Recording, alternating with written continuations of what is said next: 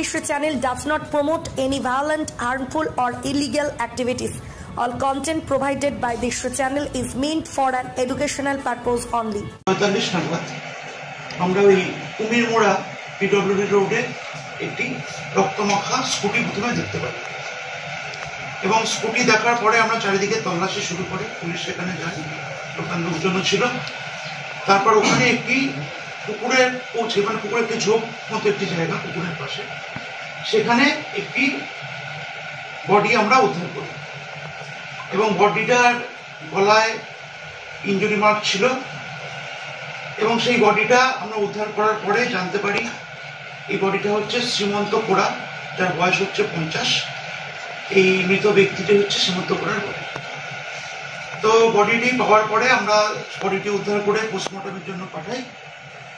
তারপরে আমরা ওই যিনি মারা গেছিলেন তার দাদা একটি কমপ্লেনও করেন। শ্রীকান্ত কোড়া একটি চণ্ডীতলা থানায় একটি কমপ্লেন করেন। সেই কমপ্লেনে থানায় একটি কেস হয়, চণ্ডীতলা থানা কেস নম্বর 674/25।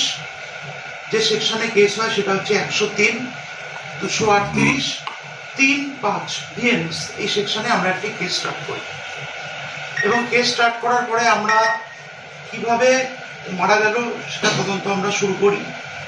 তদন্ত করার সময় আমরা প্রাথমিকভাবে যেটা জানতে পারি, যে ব্যক্তি মারা গেছে তার স্ত্রী, তার নাম হচ্ছে টুম্পা ক্ষেত্রপাল, তার সঙ্গে একটি ছেলে যার নাম হচ্ছে বরুণ হালদার, বয়স 26, যার বাড়ি হচ্ছে শিবকালীনগর, পিএস হচ্ছে হারুট পয়েন্ট, দক্ষিণ 24 পরগনা।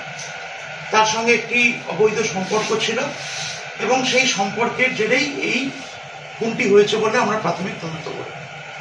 এবং তারপরে আমরা এই যে ছেলেটি আছে বরুণ হালদার, তার খোঁজ আমরা করতে শুরু করি এবং অবশেষে তাকে আমরা আহত অবস্থায় কাকদ্বীপ সুপার স্পেশালিটি হাসপাতালে তাকে আমরা পাই এবং পাওয়ার পরে আমরা যখন নিশ্চিত হই যে সে এই ঘটনাটা ঘটিয়েছে, তারপর সেখানে আমরা পুলিশ গার্ড প্লেস করি এবং আজকে বিকেল 5টা 5 নাগাদ তাকে আমরা অ্যারেস্ট করি।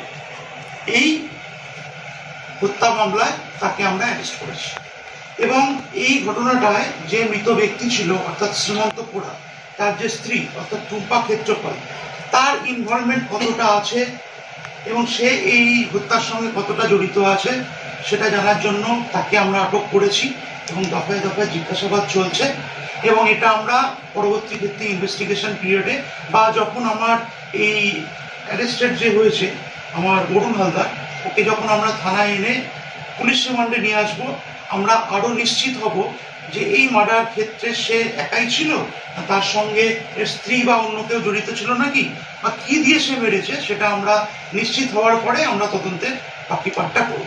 তবে আমরা এখনো অবধি যেটা পেয়েছি সেটা ওই যে হত্যাটা করেছে সেটা আমরা নিশ্চিত হয়েছি এবং তার বেসিসে তাকে আমরা অ্যারেস্ট করেছি এবং ঘটনা ঘটার 24 ঘন্টার মধ্যেই আমাদের চণ্ডীতলা থানা তথা হুগলি রুরাল জেলা পুলিশ এই মৃত্যুর ঘটনার কিনারা করেছে, হত্যা ঘটনার কিনারা করেছে এবং যে অভিযুক্ত আছে তাকে ইতিমধ্যেই অ্যারেস্ট করা হয়েছে।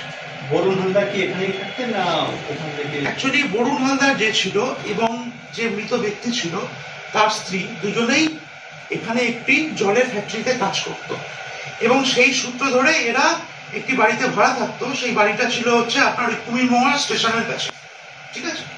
এবং যে ছেলেটিকে আমরা অ্যারেস্ট করেছি সে ওই হাটপুকুরে একটি বাড়িতে ভাড়া এবং তারা সন্ধ্যেবেলা কালকে একসাথে মদ্যপান করেছে, এটাও আমরা প্রমাণ পেয়েছি এবং মদ্যপানের পরেই সে যে ঘটনাটা ঘটিয়েছে সেটাও আমরা এখনো অবধি প্রাথমিক তদন্তে পেয়েছি। এদের বাড়ি কোথায়? মূলতনের বাড়ি কোথায়? কাদের বাড়ি? এই যা মারা গেছে, যে মানে মারা গেছে বলতে এই যে শ্রীমন্ত কোড়া, এদের বাড়ি হচ্ছে অ্যাকচুয়ালি চাঁদপুর পান্ডুয়াতে এদের অ্যাকচুয়াল বাড়ি এবং এখানে এরা থাকতো এবং এই যে মারা গেছে সে রাজমিস্ত্রি কাজ করতো এবং ওনার স্ত্রী সে হচ্ছে ওই জলের ফ্যাক্টরিতে, বললাম, এই অভিযুক্তের সঙ্গে একসাথে কাজ করে। বলছিলাম স্যার, স্কুটিটা তো ওখানে চালু অবস্থা ছিল, ওখান থেকে মেরে তারপর তোমার নিয়ে গেছিল?